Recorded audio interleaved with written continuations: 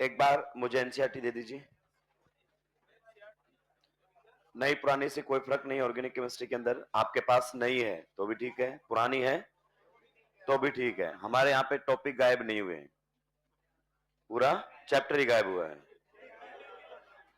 तो हाइड्रोकार्बन्स में आप एल्केन वाला पूरा चैप्टर पढ़ सकते हैं, शुरुआत से लेकर आखिरी तक।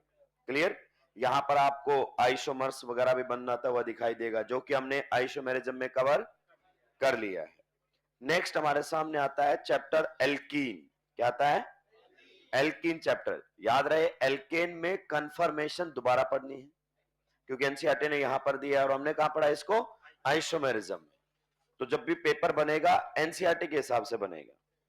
अब एल्कीन में अगर अपन बात करना चाहें तो देखिए, इसके स्ट्रक्चर ऑफ डबल बॉन्ड के बारे में बातें की हुई है, जो कि मैं आप बता दूंगा। नोमेनक्लेचर की बातें की हुई हैं, सिग्मा पाई बॉन्ड की बातें की हुई हैं। ये आपको सॉल्व करने हैं खुद से, क्योंकि ये सारी बातें हम आईपैक नेमिंग में कर चुके हैं। उसके अलावा उसने आइसोमेरिज्म भी समझाया है। ज्योमेट्रिकल आइसोमेरिज्म केवल यही है, उसके अलावा कहीं भी नहीं है। तो आप अब जाकर अपनी नोटबुक में वापस देखोगे ना, तो आपको लगेगा कि जीआई भी हमने बहुत ज्यादा पढ़ा है। कारण एनसीईआरटी जीआई केवल कार्बन कार्बन डबल बॉन्ड पर बात करता है, उसके अलावा बात ही नहीं करता है। तो आपको पूरा जीआई वाला टॉपिक वापस से रिवाइज करना है। फिजिकल प्रॉपर्टी ऑफ जीआई, यानी कि जो स्टेबिलिटी की बातें हो रही थी, डायपोल मोमेंट की बातें हो रही थी, वो सारी बातें एनसीईआरटी ने यही की। तो जो आइसोमेरिज्म वाला टॉपिक है वो पूरा नोटबुक से रिवाइज करना है, पर्टिकुलरली कौन सा? Geometrical isomerism. पूरा ज्योमेट्रिकल आइसोमेरिज्म से रिवाइज करेंगे तो उसके बाद ही आपका पूरा पार्ट क्या हो जाएगा? कवर हो जाएगा। हम शुरुआत करते हैं किसी भी टॉपिक की, आप जानते हैं कहां से? केमिकल रिएक्शन से, या केमिकल प्रॉपर्टी आप कह सकते हो। फिर हम वापस लौटते हैं प्रिपरेशन और फिजिकल मेथड, मतलब फिजिकल प्रॉपर्टीज की तरफ। आइए हम शुरुआत करते हैं अगले चैप्टर की, जो कि हमारे सामने रहेगा कौन सा? एल्कीन्स।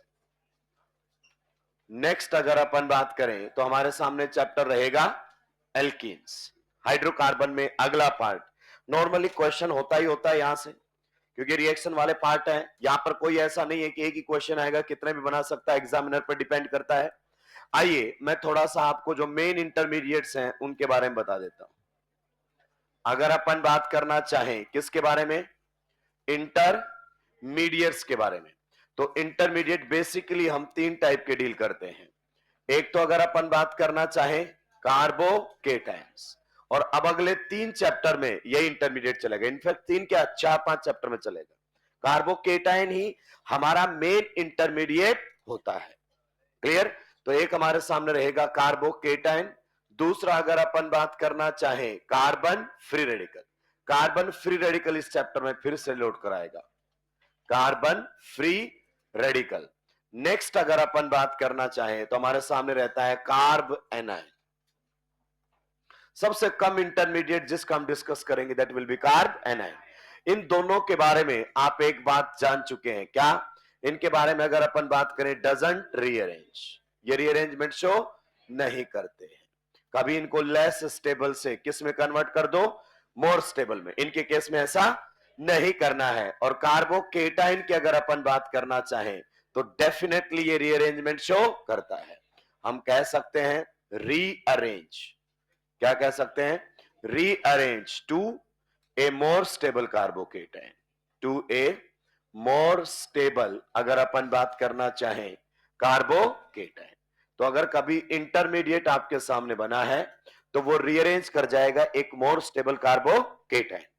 हालांकि आपका कार्बन फ्री रेडिकल और कार्ब एनायन एट लीस्ट आपके लेवल पर ऐसा नहीं करते। क्या आपको क्लियर होना चाहिए? हम पीछे की कुछ बातें रिवाइज करते हुए चलें तो अब आप कम से कम कार्बन फ्री रेडिकल के बारे में कुछ बात तो कह सकते हो। अगर मान लीजिए कार्बन फ्री रेडिकल आपके सामने बनकर आ गया है तो आप कह सकते हो सर इसके बारे में कुछ बातें मैं जाना हूं पिछले चैप्टर से। एक, ये क्या कर सकता है? कपलिंग रिएक्शन, कपलिंग बोल दीजिए या डाइमराइजेशन बोल दीजिए, एक ही बात है। ये मैं समझ गया हूं कि जब रेडिकल के सामने रेडिकल आएगा तो ये डाइमराइजेशन कर सकता है। तो रेडिकल के केस में एक प्रोडक्ट डाइमराइजेशन का बन सकता है। और एक बात और जान चुका हूं सर मैं रेडिकल के बारे में, एटलीस्ट दो, कि ये डाइमराइजेशन के साथ साथ डिसप्रपोर्शनेशन भी कर सकता है।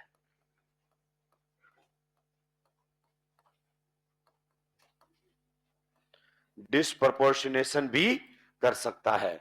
ये हम रेडिकल के बारे में ऑलरेडी जान चुके हैं, चैप्टर एल्केन में हमने देखा। तो हमेशा ध्यान रखिएगा कि जब भी आपके सामने फ्री रेडिकल बनवाएगा तो वो डाइमराइजेशन का प्रोडक्ट भी बना सकता है और वो डिसप्रपोर्शनेशन का भी प्रोडक्ट बना सकता है। कोई भी दो रेडिकल आपस में आके बॉन्ड फॉर्मेशन कर सकते हैं। पर्टिकुलरली वुड्स रिएक्शन और कोल्बे इलेक्ट्रोलाइसिस से क्वेश्चन फ्रेमिंग करेगा कि बताइए इन रिएक्शंस के क्या साइड प्रोडक्ट बन सकते हैं। तो जिस बच्चे को रेडिकल की पूरी इंफॉर्मेशन है उसको नहीं लपेट सकता है, और जो केवल डब्बा बना बनाकर आगे बढ़ेगा वो सुलटाया जाएगा। सुलटा दिया है। चलिए, तो कार्बन फ्री रेडिकल के बारे में हम जानते हैं, कपलिंग रिएक्शन कर सकता है, बना हुआ रेडिकल रेडिकल के साथ बॉन्ड फॉर्मेशन कर सकता है, या फिर वो डिसप्रपोर्शनेशन कर सकता है। आप जानते हैं कपलिंग रिएक्शन की रेट की अगर अपन बात करना चाहें तो सबसे इजीली कपलिंग कौन सा करेगा? मिथाइल। उसके बाद 1 डिग्री, उसके बाद 2 डिग्री और उसके बाद 3 डिग्री। 3 डिग्री मेनली डिसप्रपोर्शनेशन करते हैं। वो रेडिकल जो आपका डिसप्रपोर्शनेशन नहीं करेगा, मिथाइल। तो पता है इथेन की यील्ड सबसे बेस्ट आती है कौन से रिएक्शन से? वुड्स रिएक्शन से बेस्ट यील्ड मिलती है इथेन की, कारण ये रेडिकल डिसप्रपोर्शनेशन नहीं कर सकता। तो ऐसे क्वेश्चंस आएंगे जिनको आप जीके टाइप समझकर रटने की कोशिश करेंगे, पर वो 100% कॉन्सेप्चुअल होते हैं। अब आते हैं हम कार्बोकेटाइन के बारे में। इसके बारे में आपको लोग बातें करते हुए बहुत मिलेंगे, क्योंकि लोगों को अब सारी बातें पता चल गई है। ऐसे कार्बोकेटाइन के 3 काम हम रेडिकल के बारे में भी जानते हैं। कार्बोकेटाइन जीवन में जब भी आपके सामने आए ना तो 3 प्रकार के काम करता हुआ दिखाई देगा। सबसे पहला प्रायोरिटी वाइज करेगा। सबसे पहला कार्बोकेटाइन जब भी बने रीअरेंजमेंट करेगा, rearrange to a more stable cation, to a more stable carbocation. जब भी कार्बोकेटाइन इंटरमीडिएट के तौर पर बने तो पहला काम वो कर सकता है, रीअरेंज हो सकता है एक मोर स्टेबल कार्बोकेटाइन। हम इसे कहते हैं रीअरेंजमेंट। क्या कहते हैं? रीअरेंजमेंट। मान लीजिए अगर उसने रीअरेंजमेंट कर लिया है या वो और ज्यादा स्टेबल केटाइन में रीअरेंज नहीं हो सकता। तो आप जानते हैं कार्बोकेटाइन, कार्बन के ऊपर दोस्त कैसा चार्ज है? पॉजिटिव। और आप जानते हैं कार्बन पर पॉजिटिव चार्ज मतलब इसके वैलेंस शेल में 6 इलेक्ट्रॉन्स, मतलब दोस्त ये क्या है? इलेक्ट्रोफाइल। आप जानते हैं कि नहीं जानते हैं? तो इसको क्या चाहिए? इलेक्ट्रॉन्स। अगर कोई रिएक्शन में ऐसा है जो इसको इलेक्ट्रॉन दे सकता है और कोई भी जो रिएक्शन में इलेक्ट्रॉन्स देता है दोस्त, उसे हम क्या कहते हैं? न्यूक्लियोफाइल। तो दूसरा काम ये न्यूक्लियोफाइल के साथ बॉन्ड फॉर्मेशन कर सकता है, यानी कि न्यूक्लियोफाइल से इलेक्ट्रॉन्स एक्सेप्ट कर लेगा। इसे हम कहते हैं बॉन्ड फॉर्मेशन। बॉन्ड फॉर्मेशन अगर अपन बात करें, bond formation with nucleophile, bond formation with nucleophile. देखिए हम NU माइनस न्यूक्लियोफाइल के केस में एब्रीवेशन का इस्तेमाल करेंगे। भले आपका न्यूक्लियोफाइल नेगेटिवली चार्ज्ड हो या ना हो कोई फर्क, मैं NU माइनस लिखूंगा एब्रीवेशन के तौर पर। क्या ये पॉइंट क्लियर हुआ? दूसरा काम है उसका बॉन्ड फॉर्मेशन विद न्यूक्लियोफाइल। और तीसरा काम जो आपका कार्बोकेटाइन कर सकता है वो करेगा एलिमिनेशन। क्या करेगा? एलिमिनेशन। एलिमिनेशन आपका कार्बोकेटाइन कर देगा। और नॉर्मली आप कह सकते हो फॉर्मेशन ऑफ एल्कीन। क्या कह सकते हो? Formation of alkene. एल्कीन की फॉर्मेशन कर देगा एलिमिनेशन करके। कैसे करेगा ये सारी चीजें हम इस चैप्टर में पढ़ेंगे, लेकिन सबसे पहले आपको इस कार्बोकेटाइन के बारे में ये बातें मालूम होनी चाहिए, एकदम दिमाग में छप जानी चाहिए भाई लोगों। मैं आपको साफ साफ बता रहा हूं इस इंटरमीडिएट से आपका चैप्टर कौन सा सुलटेगा? Alkene, alkyne, benzene, alkyl halide, alcohol, ether. अब देखिए ऑलमोस्ट रिएक्शन का पार्ट ये सुलटा के चला जाएगा। तो इसके बारे में तो भरपूर मात्रा में इंफॉर्मेशन होनी ही होनी चाहिए, पर हमें यह भी रखना, याद रखना, अति नहीं करनी है।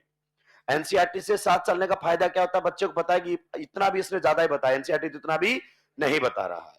तो हमें अति नहीं करनी कि हम जेई एडवांस की तरफ निकल गए, किसी रिएक्शन को तो हाथ ही नहीं लगा रहे हैं, किसी में पीएचडी कर ली है, ये सबसे बड़ा कारण होता है सिलेक्ट ना होने का। अब डे वन से कह रहे हैं फॉर सिलेक्शन बी सेलेक्टिव, वही पढ़िए जो एनसीईआरटी में, खत्म कहानी। तो अगर आपके सामने कार्बोकेटाइन आए तो कार्बोकेटाइन 3 काम कर सकता है। पहला काम क्या करेगा? रीअरेंजमेंट, प्रायोरिटी वाइज चलेगा। पहला काम करेगा रीअरेंजमेंट। अगर रीअरेंज हो चुका है या फिर उसको रीअरेंज नहीं होना है तो दूसरे काम की तरफ जाएगा, बॉन्ड फॉर्मेशन विद न्यूक्लियोफाइल। आपको पता है इसमें गहरे राज छुपे हुए हैं। इसका भाई आप बिल्कुल नहीं बोलेंगे, आप बीच में बोलेंगे, मैं अपना पॉइंट अगला भूल जाऊंगा, साहब बोल रहा हूं, और मैं जितना कम बताऊंगा आपकी तकलीफ उतनी बढ़ जाएगी। तो ये दो प्रायोरिटी वाइज मैंने क्यों लिखे, ये तो हमने कैटेगराइज किया है। कारण rate of rearrangement is faster than rate of bond formation with nucleophile. दो रेट रिएक्शन चलती हैं, ऐसा नहीं है कि बिना रीअरेंज होए वो प्रोडक्ट नहीं बना सकता, बनाता है, पर that will be the minor product. यानी कि दो ऑप्शन है कार्बोकेटाइन के पास, बने हुए कार्बोकेटाइन के पास, एक तो क्या कर ले रीअरेंजमेंट, और एक क्या कर ले बॉन्ड फॉर्मेशन विद न्यूक्लियो। रेट ऑफ रीअरेंजमेंट फास्टर होता है as compare to bond formation with, इसलिए हम बच्चे को इनडायरेक्टली बताते हैं कि पहले ये करवाना है और फिर ये करवाना है। आगे बात समझ में? पहला काम रीअरेंजमेंट, दूसरा काम बॉन्ड फॉर्मेशन विद न्यूक्लियोफाइल, यानी कि न्यूक्लियोफाइल से बॉन्ड बनाने से पहले आपका कार्बोकेटाइन रीअरेंज हो चुका होगा। तीसरा काम है एलिमिनेशन, और तीनों काम चैप्टर एल्किन में ही मैं आपको इस बार बताने वाला हूं। अपन अल्कोहल तक इंतजार ही नहीं करेंगे, यहीं पर ही तीनों काम चलाएंगे। और ये काम कैसे चलेंगे? Priority wise. तो सबसे पहले तो सर हमें ये बताओ कि ये कार्बोकेटाइन रीअरेंज करता कैसे है, और ये रीअरेंजमेंट करता क्यों है? क्यों का शायद कारण हमने पहले लिख दिया है, मोर स्टेबल कार्बोकेटाइन, यानी कि स्टेबिलिटी बढ़ रही होगी। यहां से भी नीट ने एक अच्छा क्वेश्चन पूछा था स्टेबिलिटी कंपैरिजन का। बच्चे ने क्या किया? रीअरेंज करके कंपैरिजन कर दिया। बहुत सारे बच्चों का अभी भी वो क्वेश्चन नहीं बनता है, जीओसी पीवाईक्यू में दिया हुआ है। क्लियर? पहले इतना नोट डाउन करेंगे, हम आगे बढ़ेंगे। सुलटा दिया है? फिर पहली हेडिंग लगा दीजिए, rearrangement of A carbocation, rearrangement of A carbocation.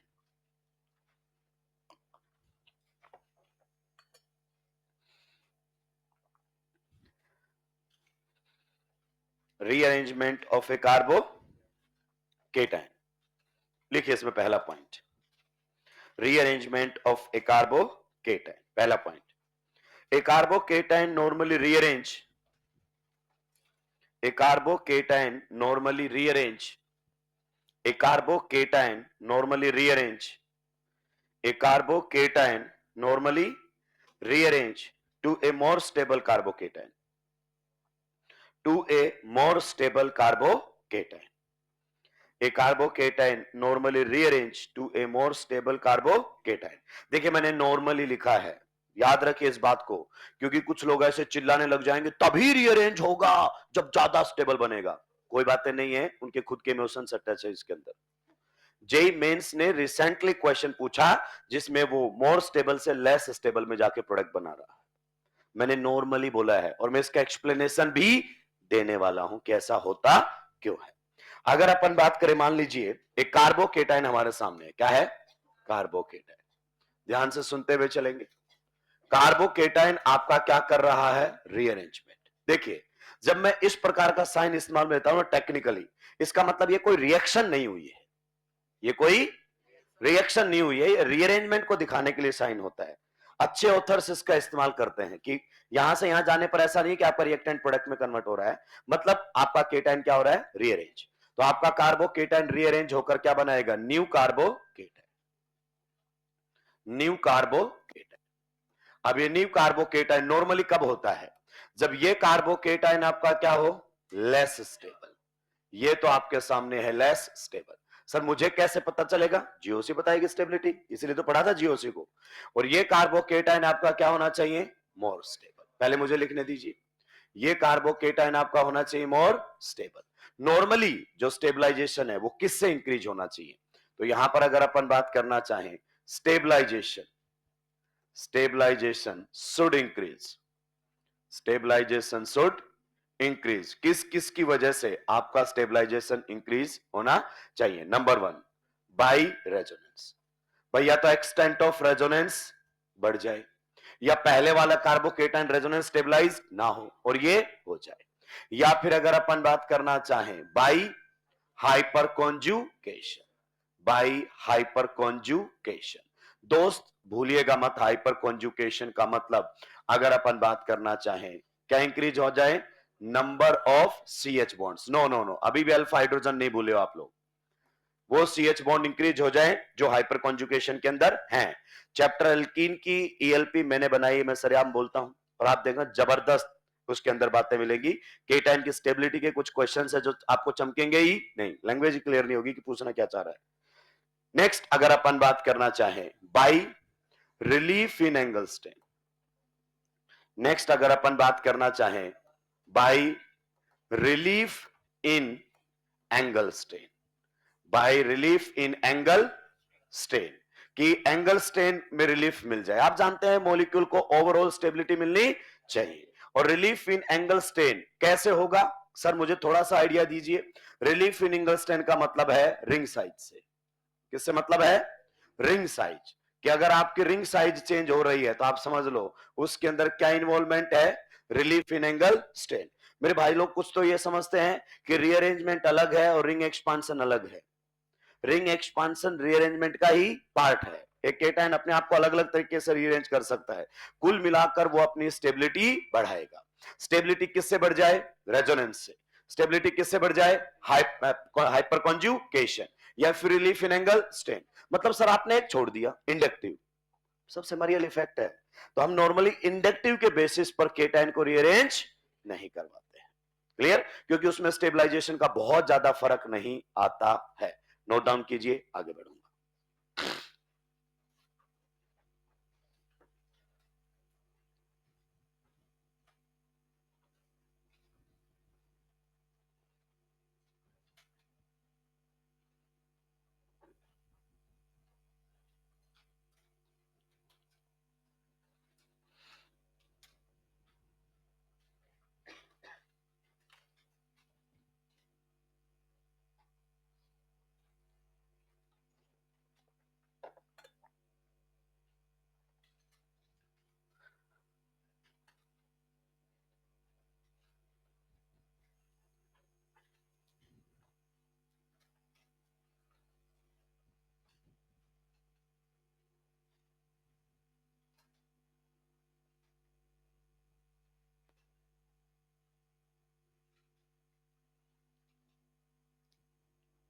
Less stable से मोर स्टेबल के अंदर जाना चाहिए।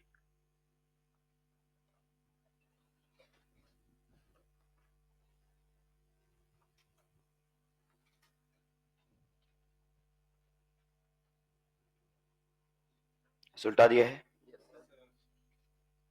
स्टेबिलिटी किससे इंक्रीज होनी चाहिए, रेजोनेंस से, हाइपर कॉन्जुगेशन से, या फिर relief in angle strain. Relief in angle strain को दिमाग में कैसे रखना है, ring size.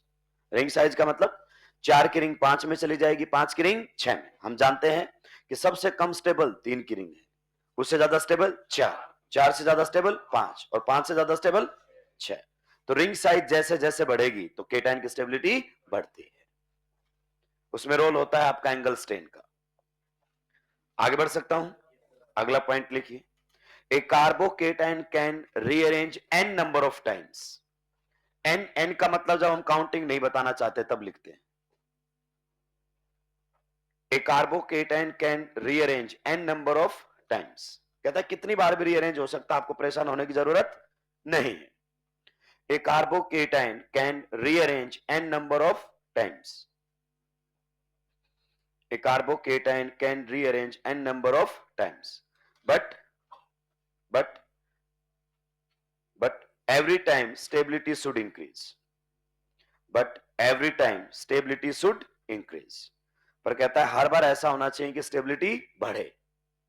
A carbocation can rearrange n number of times, but every time stability should increase. मतलब अगर वो rearrange होकर यहां से यहां जा रहा है, इसका मतलब यहां से यहां जाने पर उसकी स्टेबिलिटी बढ़नी, हो सकता है आगे और भी rearrange हो जाए, पर every time स्टेबिलिटी इंक्रीज ही होनी चाहिए और ये फैक्टर इन्वॉल्व होने चाहिए। अगला point, rearrangement of a carbocation is spontaneous. Rearrangement of a carbocation is spontaneous. Rearrangement of a carbocation is spontaneous. Rearrangement of a carbocation is spontaneous.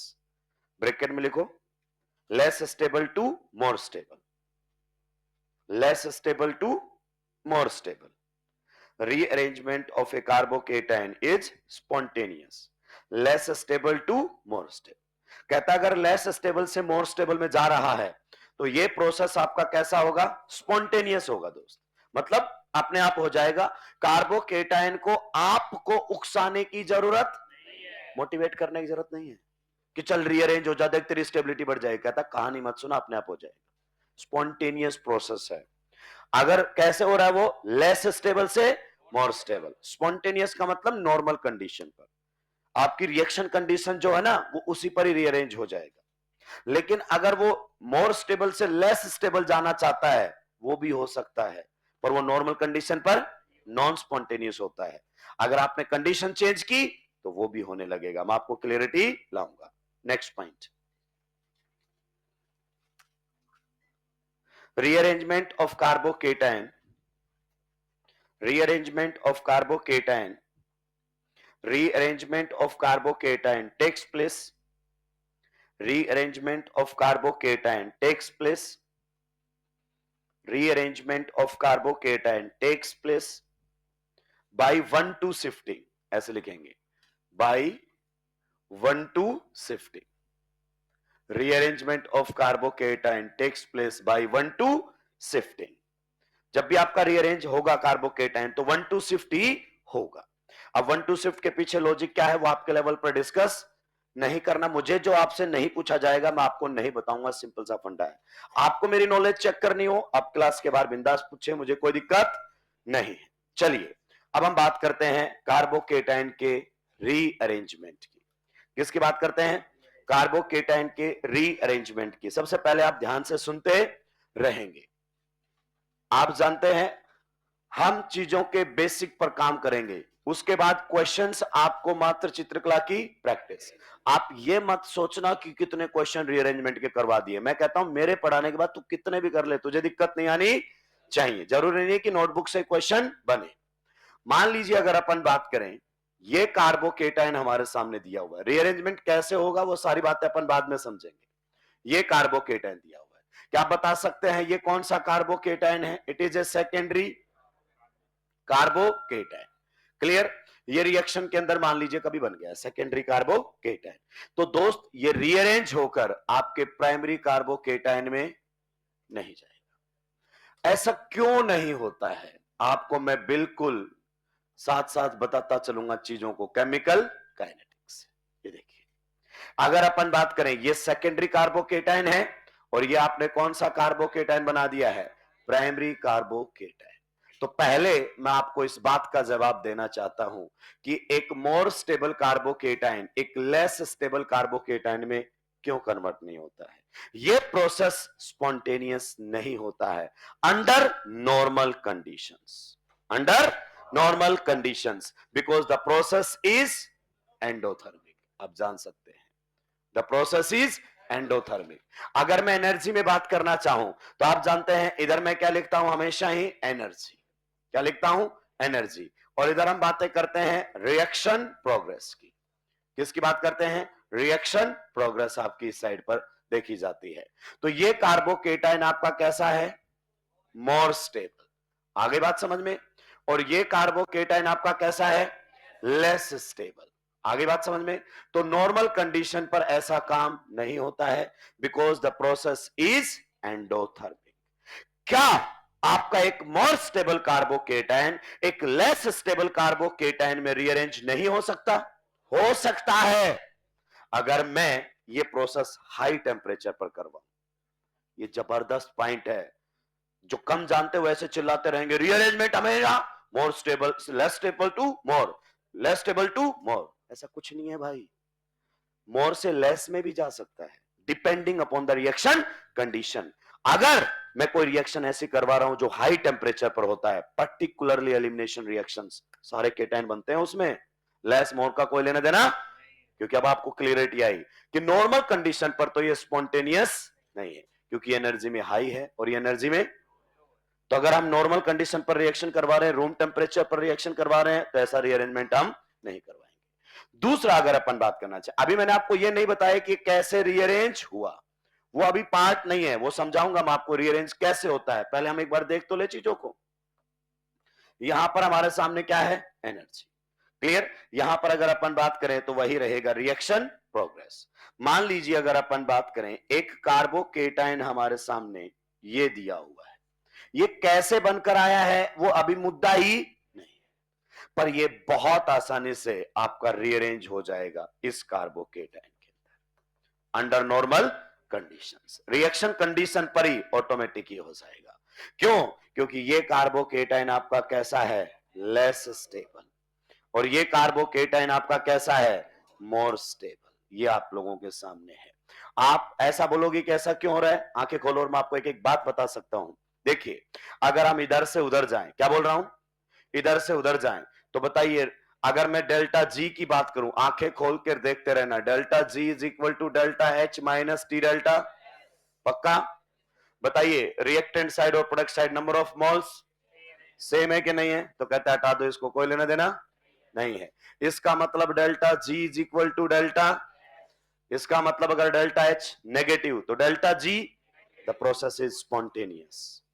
इस case में बताओ डेल्टा एच पॉजिटिव होगा कि negative होगा, positive, तो delta जी भी कहता normal condition पर this process is non spontaneous. मैं बोल रहा हूं एक एक बात में क्लैरिटी, अगर ढंग से पढ़ते रहे ना, आखिरी तक आप पढ़ते रहे, तो आधे से ज्यादा टीचर से तुम्हारी नॉलेज ज्यादा होगी। नेक्स्ट अगर अपन बात करना चाहें, इसमें बात कीजिए, इसके अंदर अगर अपन बात करना चाहें, इस पर बात कीजिए आप। बताइए, प्रोसेस, प्रोसेस अगर डेल्टा एच नेगेटिव तो डेल्टा, इसे लिखा है rearrangement of A carbocation is spontaneous. अगर ये लेस स्टेबल से मोर स्टेबल जा रहा है, तो अगर कोई कार्बोकेटाइन लेस स्टेबल से मोर स्टेबल जा रहा है, हम जानने देंगे, हमें कोई दिक्कत, इस प्रोसेस में कहीं कोई आपत्ति नहीं होनी। नोट डाउन कीजिए, फिर हम शुरू करेंगे कि रीअरेंज होते कैसे।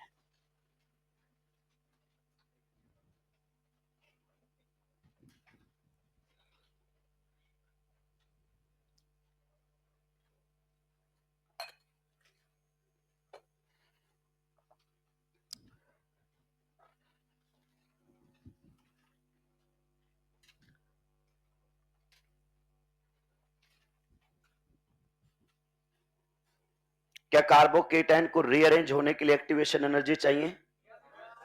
चाहिए भाई, ये एक्टिवेशन एनर्जी चाहिए। काइनेटिक्स का इस्तेमाल जितना आपने केमिकल काइनेटिक्स में नहीं किया होगा ना, उससे कहीं ज्यादा ऑर्गेनिक में होगा। और काइनेटिक्स रिलेटेड क्वेश्चंस भी आएंगे जहां जहां एनसीईआरटी बात करेगा।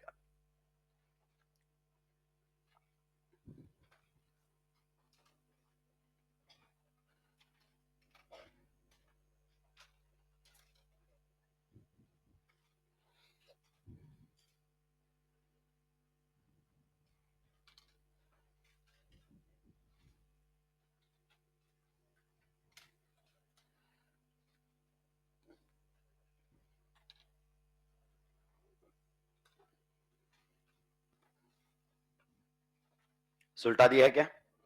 चलिए, ए भाई,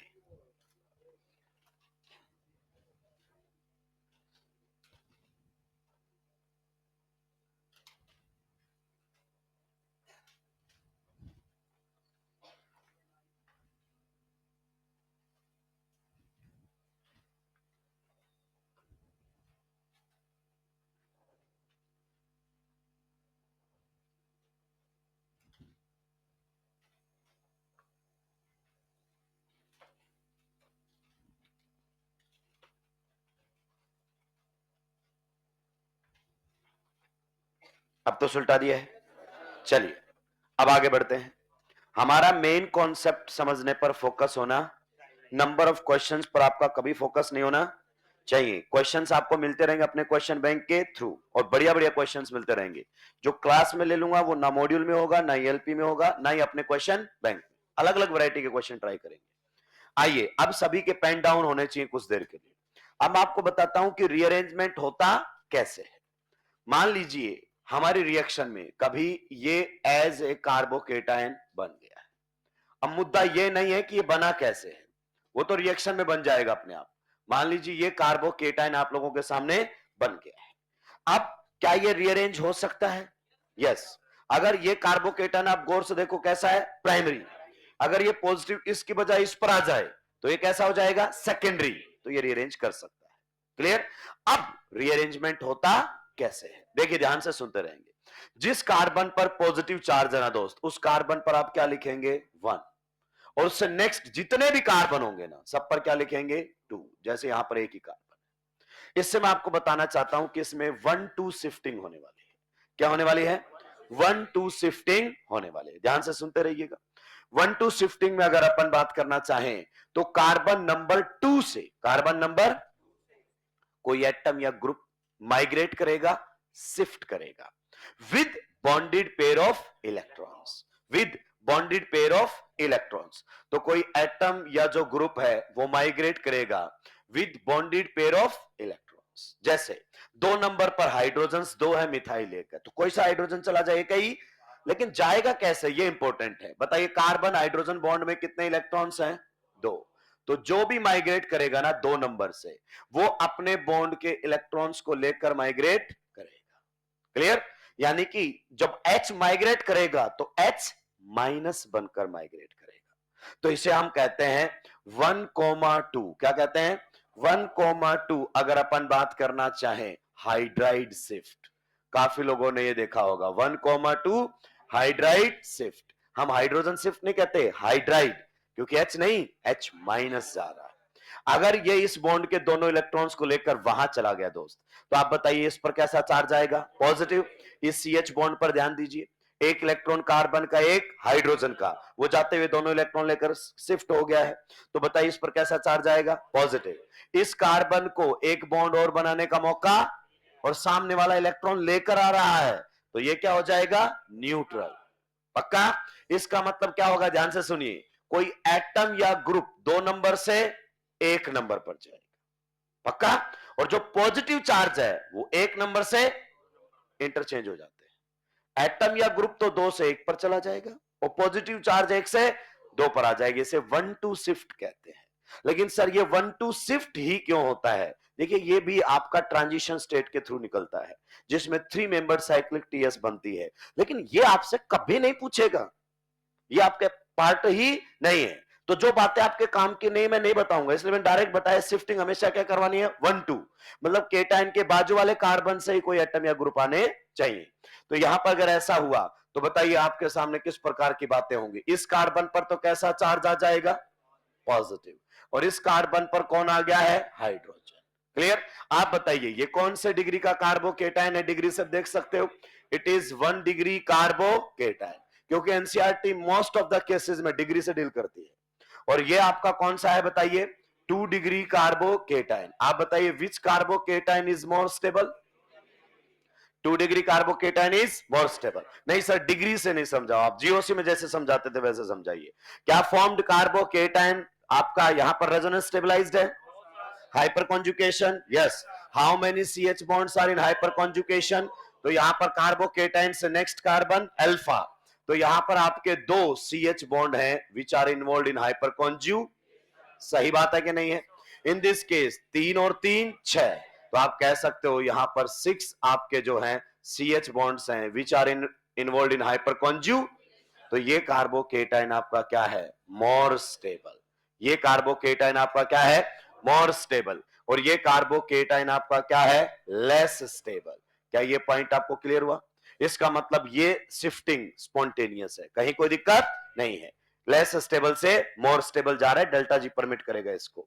1 मिनट सर, एक बात और कर लेते हैं अपन, कौन सी, जरूरी थोड़ी है कि हम हाइड्रोजन को ही भेजें, यहां से मिथाइल की भी तो शिफ्टिंग करवा सकते थे। बिल्कुल जो भी दिमाग में है सब सोचते हुए चलो, 2 नंबर पर ये हाइड्रोजन जाए, ये जाए, एक ही, लेकिन 2 से मिथाइल भी तो जा सकता है। अगर 2 से मिथाइल शिफ्ट होता तो इसको हम कहते हैं दोस्त 1,2 मिथाइल शिफ्ट। क्या कहते हैं, 1,2 मिथाइल शिफ्ट। क्लियर। यानी कि 2 नंबर से 1 नंबर पर मिथाइल चला गया, तो पॉजिटिव चार्ज 1 नंबर से 2 नंबर पर चला जाएगा। अगर ऐसा हुआ दोस्त तो देखिए यहां पर आपका कौन आ गया है, मिथाइल। ये वाला मिथाइल शिफ्ट होकर आया है, तो पॉजिटिव चार्ज यहां पर आ जाएगा। बताइए कौन सी डिग्री का कार्बोकेटाइन है, 1 डिग्री का कार्बोकेटाइन है। एंड यू विल फाइंड ये दोनों केटाइन तो क्या है, सेम। सेम स्टेबिलिटी का भी नहीं बनेगा रीअरेंज होकर। आगे बात समझ में, मोर स्टेबल ही बनना चाहिए नॉर्मल कंडीशन के ऊपर। तो बताइए ये वाला प्रोसेस करवाएंगे क्या, नहीं करवाएंगे। ये वाला प्रोसेस करवाएंगे क्या, करवा देंगे। तो जब आपका कोई रीअरेंजमेंट शो कर रहा है कार्बोकेटाइन, तो नॉर्मल कंडीशन पर वो लेस स्टेबल से मोर स्टेबल पर जाना चाहिए। अगर वो सेम स्टेबिलिटी का भी बन रहा है तो फिर वो रीअरेंज नहीं करेगा। ये जबरदस्त पॉइंट है। तो ये वाला प्रोसेस इसमें नहीं होगा, ये वाला प्रोसेस बहुत आसानी से हो जाएगा। अभी मेरी बातें खत्म नहीं हुई है। नेक्स्ट अगर अपन बात करें किस तरीके की बातें की जा सकती है, मान लीजिए यहां पर H है, यहां पर मिथाइल है और यहां पर इथाइल है, और ये कार्बोकेटाइन हमारे सामने बनकर आ गया है। सर ये कार्बोकेटाइन कैसे बना, वो मुद्दा ही नहीं है, रिएक्शन में बनेगा, अपने आप बन जाएगा। हमें तो ये बताना है क्या ये कार्बोकेटाइन रीअरेंज हो सकता है, और हो सकता है तो रीअरेंजमेंट के बाद कौन सा केटाइन बनना चाहिए। सबसे पहले अगर अपन बात करना चाहें तो हम किसका रीअरेंजमेंट करवा देते हैं। देखिए ये कार्बन नंबर कौन सा रहेगा, 1, ये रहेगा कार्बन नंबर 2। तो 2 नंबर से आप मुझे बताओ किस किस की शिफ्टिंग हो सकती है। सर हाइड्रोजन खिसक सकता है, सर मिथाइल खिसक सकता है, और सर इथाइल खिसक सकता है। क्या मैं सही कह रहा हूं, बिल्कुल सही बात है सर। तो सबसे पहले अपन हाइड्रोजन को खिसकाएं, रटने की जरूरत, रटने नहीं दूंगा मेरे भाई, कोई मैं आपको माइग्रेटरी एप्टीट्यूड नहीं रटवाने वाला हूं। आप देखते ही बताओगे किसका रीअरेंजमेंट होना चाहिए और किसका नहीं। तो पहला रीअरेंजमेंट यहां से ये शिफ्ट हो जाए। बताइए अगर ऐसा हुआ तो आप इसको क्या कहोगे, 1,2 हाइड्राइड शिफ्ट, H माइनस लिख दूं, 1,2 हाइड्राइड शिफ्ट। जो भी शिफ्ट करेगा वो उस बॉन्ड के इलेक्ट्रॉन्स को लेकर जाएगा। अगर इलेक्ट्रॉन्स को लेकर गया भाई लोगों, तो बताइए इस कार्बन पर कैसा चार्ज आ जाएगा, पॉजिटिव। कहता है बाकी ग्रुप जैसे थे वैसे ही रहने दीजिए, और इस कार्बन के ऊपर आपका जो आ गया है हाइड्रोजन, में उसको अलग से लिख रहा हूं। आप बताइए ये कौन सा डिग्री का कार्बोकेटाइन था, sir it is a 1 degree carbocation. सही बात है कि नहीं है, बताओ। जीओसी कदम कदम पर साथ खड़ा है कि नहीं खड़ा है, नहीं तो स्टेबिलिटी चेक नहीं कर पाते अपन।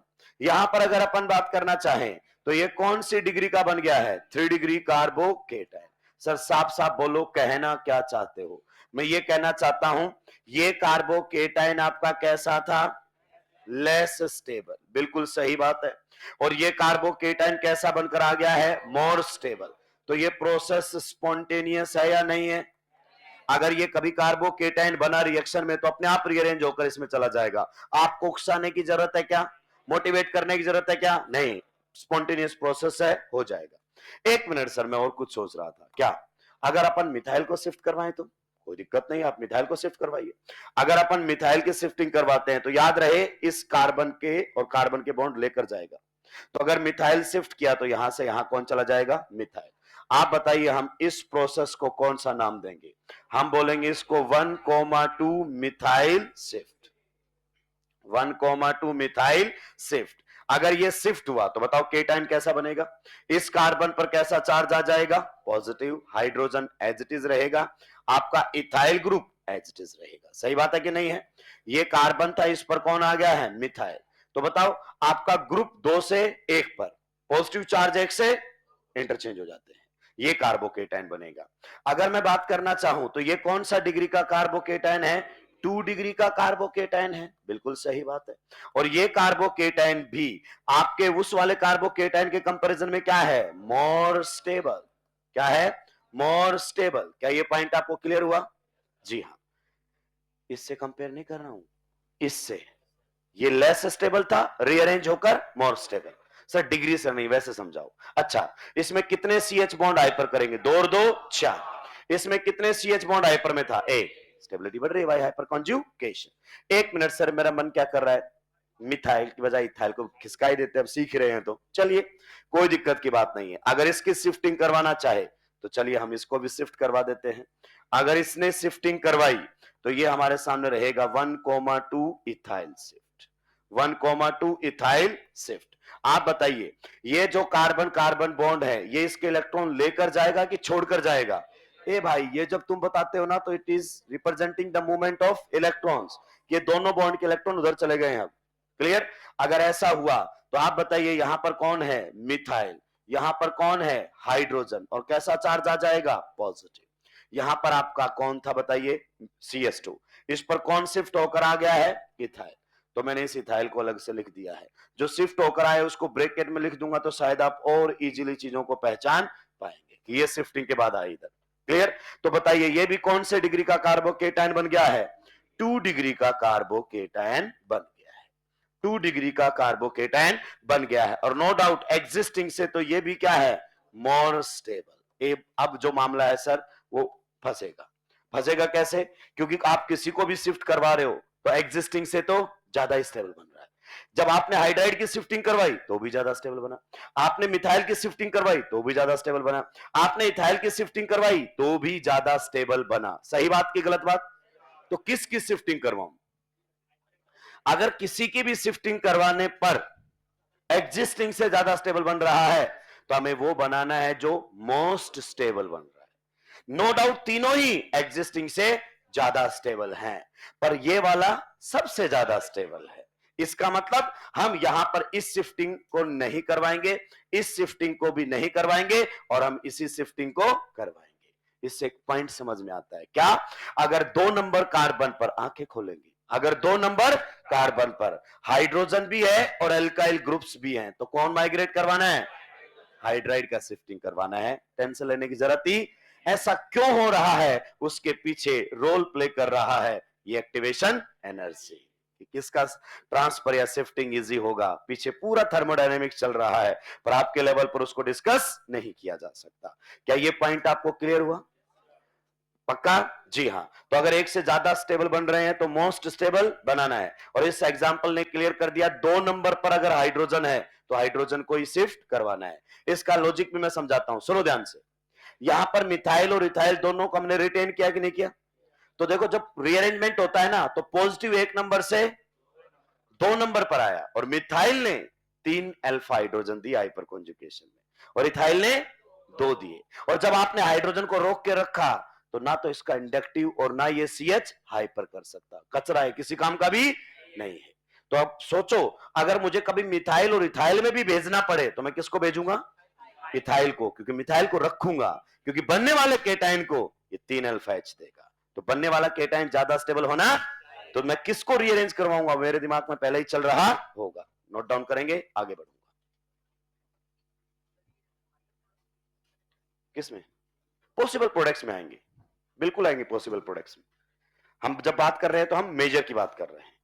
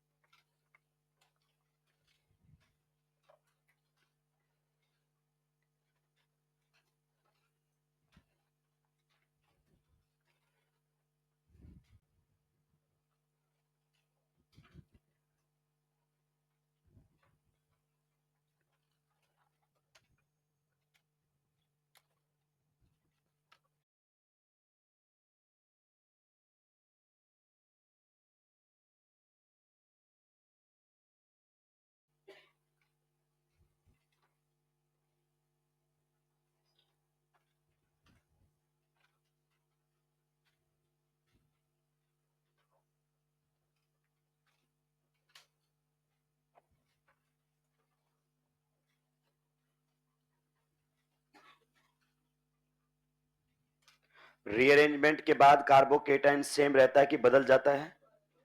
बदल जाता है। एक बार सभी रुकेंगे और सुनेंगे। कभी अगर इस कार्बोकेटाइन का स्टेबिलिटी कंपैरिजन दिया है ना तो स्टेबिलिटी में यही कंपेयर करना है, क्योंकि अब तुम रीअरेंजमेंट सीख चुके हो। क्वेश्चन आएगा arrange the following cations in increasing और डिक्रीजिंग ऑर्डर ऑफ स्टेबिलिटी। तो मान लीजिए इस केटाइन का कंपैरिजन आपके इस केटाइन के साथ हो रहा है, तो आप क्या करोगे? इसका रीअरेंजमेंट करवा दोगे। भाई रीअरेंजमेंट नहीं करवाना है, ये और ये दोनों सेम केटाइन है क्या? नहीं, अलग है। आपसे पूछा गया था इसका और आप बताकर आ गए। आ चुका है नीट के अंदर ये क्वेश्चन, क्योंकि उसको पता है, बच्चे की कॉन्सेप्ट क्लियरिटी, उसको मालूम ही नहीं है कि रीअरेंजमेंट के बाद केटाइन ही चेंज हो चुका है। ये लेस स्टेबल है और वो स्टेबिलिटी कंपैरिजन में पूछा ये गया था और बताकर इसका आ गए, गलत हो जाएगा। तो जब स्टेबिलिटी कंपैरिजन कर रहे हो तो रीअरेंज करके नहीं आंसर देना है, जो है उसी का कंपैरिजन करना है।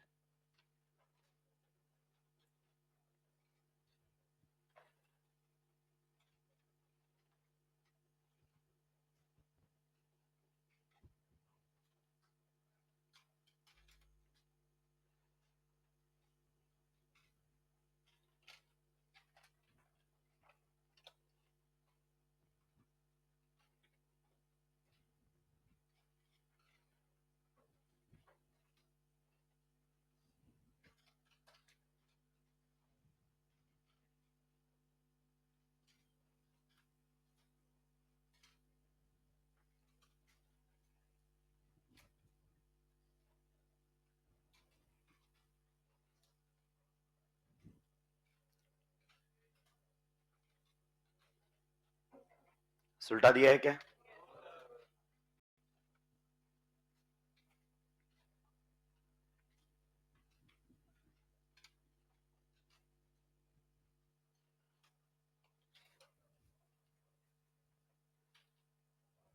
अब सुलटा है क्या?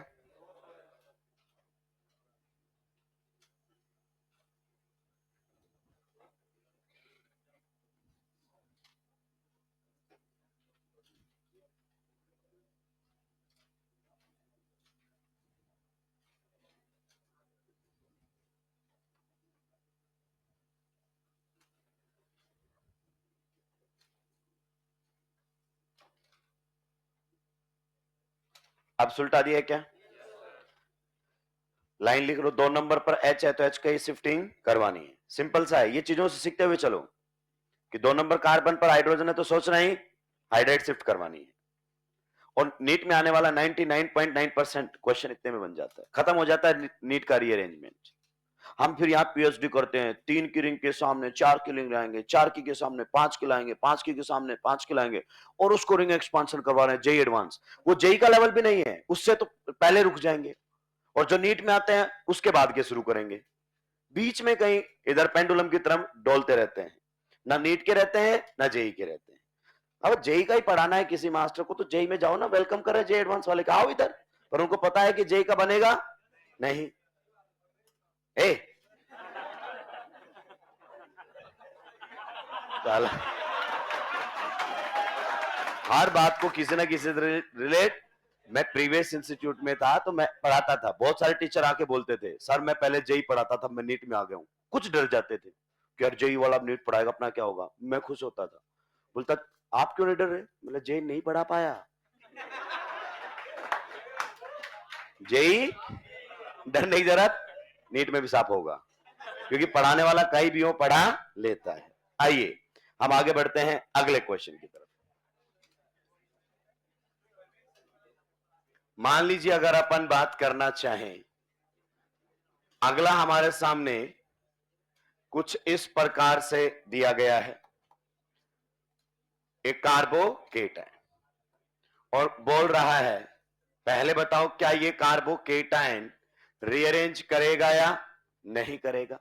अगर करेगा तो आपको बताना है कि इसमें किसकी शिफ्टिंग आप करवाएंगे। मैं चाहता हूं कि आप सीधा ही बता दें कि सर इसकी शिफ्टिंग होनी चाहिए। देखिए अगर अपन बात करें ये कार्बन नंबर 1, ये कार्बन नंबर 2, एग्रीड। दो नंबर से कौन जा सकता है? मिथाइल जा सकता है। 2 नंबर पर से इथाइल जा सकता है। 2 नंबर पर से टर्सरी ब्यूटाइल ग्रुप जा सकता है। जिसने भी 2 नंबर कार्बन से बॉन्ड बनाया है वो अपना बॉन्ड तोड़कर एक की तरफ जा सकता है, पूरा का पूरा ग्रुप शिफ्ट हो सकता है। क्लियर? तो अगर अपन बात करें 1 बाय 1, आप चाहें तो मेरे साथ के साथ चल सकते हैं। पहले वाले में अगर अपन बात कर रहे हैं कि यहां से हम किसकी शिफ्टिंग करवाते हैं? Tertiary butyl. तो ये यहां से यहां भेज दिया हमने, तो यहां पर आपको दिखाई देगा 1,2। अगर अपन बात करें tertiary butyl, tertiary butyl shift, कि टर्सरी ब्यूटाइल ग्रुप को हमने शिफ्ट कर दिया है। अगर टर्सरी ब्यूटाइल ग्रुप को अगर आपने शिफ्ट किया है तो आपके सामने जो कार्बोकेटायन बनेगा वो कुछ इस तरीके से बनेगा। टर्सरी ब्यूटाइल ग्रुप जो आपका है वो शिफ्ट होकर आ जाएगा और यहां पर कैसा चार्ज आ जाएगा? पॉजिटिव। बताइए आपका कार्बोकेटाइन कैसा था? एक 1 डिग्री कार्बोकेटाइन। ये था आपके सामने 1 डिग्री कार्बोकेटाइन, और रीअरेंज होने के बाद कौन सा बन चुका है? 3 डिग्री कार्बोकेटाइन। तो बताइए एग्जिस्टिंग से तो ज्यादा ही स्टेबल बना है। हम डिग्री से भी कंफर्टेबल रहे, नो डाउट आप CH बॉन्ड से फाइंड आउट कर सकते हैं। अगले में अगर अपन बात करना चाहें कि सर चलिए इस बार किसको शिफ्ट करवा देते हैं? इथाइल को यहां से। तो यहां पर आपको देखने को मिलेगा 1,2 इथाइल शिफ्ट, 1,2 इथाइल शिफ्ट। अगर 1,2 इथाइल शिफ्ट की अगर अपन बात करें तो हमारे सामने ये कार्बोकेटाइन बनेगा। अगर हमने इथाइल की शिफ्टिंग करवाई है तो हमारे सामने ये कार्बोकेटाइन बन जाएगा कुछ इस तरीके से। इथाइल ग्रुप आपका शिफ्ट होकर यहां पर आ जाएगा। नो डाउट ये भी कौन से डिग्री का बना है? 3 डिग्री कार्बोकेटाइन। तो ये भी आपके एग्जिस्टिंग से तो ज्यादा ही स्टेबल है। नेक्स्ट अगर अपन बात करें कि चलिए सर अब इतनी शिफ्टिंग करवा रहे हैं तो मिथाइल को भी ठिकाने लगा ही देते हैं। अगर ऐसा हुआ तो आप किसको भेज सकते हैं? 1,2 अगर अपन बात करें मिथाइल शिफ्ट। अगर 1,2 मिथाइल शिफ्ट आपने करवाया तो बनने वाला जो कार्बोकेटाइन रहेगा वो ये रहेगा। अब आप देखो हर केस में क्या बन रहा है? 3 डिग्री। लेकिन सभी 3 डिग्री का स्टेबिलिटी ऑर्डर सेम है क्या? नहीं, सभी 3 डिग्री का स्टेबिलिटी ऑर्डर सेम नहीं है। ये हमारे सामने रीअरेंजमेंट के बाद बनेगा एक 3 डिग्री कार्बोकेटाइन, एक 3 डिग्री कार्बोकेटाइन, ये हमारे सामने। अब आप किसी को भी शिफ्ट करवा रहे हो एग्जिस्टिंग से तो ज्यादा ही स्टेबल बन रहा है, लेकिन आप देखो कौन से के रीअरेंजमेंट से सबसे ज्यादा स्टेबल बन रहा है? कौन से के रीअरेंजमेंट से सबसे ज्यादा स्टेबल बन रहा है? बताओ कौन से के रीअरेंजमेंट से सबसे ज्यादा स्टेबल? फर्स्ट। ये तो आप पहले भी बता सकते थे दोस्त, ये चित्रकला की प्रैक्टिस की जरूरत ही। सर मैं पहले कैसे बताता, एक बार बताओ मुझे। आप तो जानते ही हो मेरा मानसिक लेवल क्या है। कोई दिक्कत नहीं है, आपको और मेरे को मालूम होना चाहिए, दूसरे को मालूम नहीं होना चाहिए। आइए देखो, जब आपने मिथाइल और इथाइल को रखा तो इस केटायन में मिथाइल की तरफ से कितने CH बॉन्ड आ रहे हैं? इसकी तरफ से 3 CH बॉन्ड कंट्रीब्यूट कर रहा है ये हाइपर कॉन्जू, और ये कितने कंट्रीब्यूट कर रहा है? 2 आपको CH बॉन्ड कंट्रीब्यूट कर रहा है किसमें? हाइपर कॉन्जू। अब देखो आपने इथाइल को खो दिया तो इनडायरेक्टली आपने 2 CH बॉन्ड हाइपर के खो दिए। इसको रखा यहां तो आप जानते हैं हाइपर करने वाला CH ही, तो आप बोलोगे सर कचरा है फेंको इसको, तो कोई मतलब ही नहीं है। तो जब इस कार्बोकेटाइन बोलेगा बाजू वाले कार्बन को कि किसी ग्रुप को शिफ्ट कर मुझे रीअरेंज होना है, तो वो यहीं से सोच लेगा इसके जाने से 3 अल्फा का नुकसान, इसके जाने से 2 अल्फा का नुकसान, और इसके जाने से कोई CH बॉन्ड यानी कि हाइपर कॉन्जुगेशन का नुकसान, तो इसी को भेजेगा। क्लियर? ये बोलेगा कि मालिक मुझे मत भेजो, पर ये बोलेगा कोई बात नहीं तेरी जुदाई सही जा सकती है, क्योंकि हाँ थोड़ा सा हाँ। तो यहां पर अब मेन पॉइंट क्या है आप समझिए। कई बार बच्चों को लगता है सर ये इतना बल्कि ग्रुप तुझे कंधों पे नहीं ले जाना है कि तुझे रीअरेंज करवा के आना है वहां तक। Rearrangement is a spontaneous process, जो भी जाएगा अपने आप रीअरेंज हो जाएगा। इसका मतलब ये वाला रीअरेंजमेंट नहीं करवाना है, ये वाला रीअरेंजमेंट यही रीअरेंज होगा। तो जो मोस्ट स्टेबल बन रहा है ना आफ्टर रीअरेंजमेंट वही। लेकिन इस क्वेश्चन से क्या सीखे? रीअरेंज करवा करवा के पहले ही बता दो कौन सा जाने वाला है। क्लियर? अगर आपको ये वाला एग्जांपल समझ में आया होगा दोस्त, तो आप क्लियरली बता सकते हैं इस वाले के बारे में। पहले आपको बताना है क्या यहां पर रीअरेंजमेंट होगा या नहीं होगा, और रीअरेंजमेंट अगर हुआ भी तो फिर आपका कौन सा ग्रुप माइग्रेट करेगा। रीअरेंजमेंट अगर हुआ भी तो कौन से ग्रुप का माइग्रेशन यहां पर होना चाहिए, आप खुद ही बता दीजिए। देखिए सर वैसे मेरा तो क्लियर है फंडा। क्या क्लियर है? जब ये कार्बन नंबर 1 और ये कार्बन नंबर 2, अगर 2 नंबर पर हाइड्रोजन है मेरे को सोचना ही, मैं करवाऊंगा क्या? 1,2 हाइड्राइड शिफ्ट। सही बात।